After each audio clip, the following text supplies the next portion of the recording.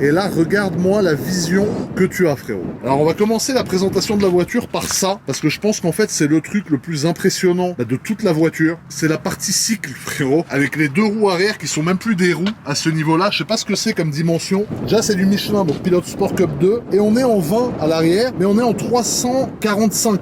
Donc 345, ça commence à faire des beaux boudins, frérot. Ici, t'as un grippin si jamais tu veux faire des merguez le soir tranquille devant ton camping-car aberrant. Et ici, t'as les amortisseurs. Alors regarde-moi la position des amortisseurs qui sont en position horizontale. C'est hyper impressionnant. C'est du Öhlins, donc le Öhlins, c'est le top du top de l'amortisseur. Et ici, du coup, tu accèdes à tout le châssis de la voiture avec les barres. Donc tu vois, t'as toutes les barres ici. T'as le système d'échappement ici avec le catalyseur que tu vois là qui vient se terminer en forme de lamelle de diffuseur à l'arrière. Sauf que ça, ce que vous voyez là, c'est une sortie d'échappement. Ça, par exemple, ce n'est pas la vraie sortie d'échappement. La vraie sortie d'échappement se trouve dans le diffuseur. Donc ça, c'est hyper impressionnant. Carbone, Koenigsegg ici, donc tu as le logo Koenigsegg. Toute la voiture, la totalité, bien évidemment, de la voiture est en carbone. Tu as l'admission d'air qui se trouve là, et tu as le moteur qui se trouve là, qui est un V8 de 5 litres, si je ne dis pas de bêtises. Donc c'est tout simplement impressionnant. Pour rappel, c'est une voiture qui, combinée électrique et thermique, sort exactement 1500 chevaux pour 2000 newtons de couple. Donc ça, c'est très impressionnant. Ensuite, on va refermer le capot. Donc, tu vois, pour refermer, tu appuies 2 fois.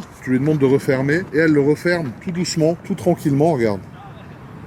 Voilà, tu vois, ça se ferme tranquille, ça s'ajuste parfaitement. La voiture a son temps, c'est super. Et ici, du coup, on voit l'arrière de la voiture qui est tout simplement beaucoup trop énervé, frérot. Alors, pourquoi est-ce qu'il est tellement énervé? Premièrement, regarde l'aéro, le travail aéro qui a été fait par Koenigsegg. Regarde-moi la forme de cette lamelle, tu vois, qui vient là, tu vois, qui a une certaine courbure, avec l'air qui peut passer dedans aussi. C'est tout simplement magnifique.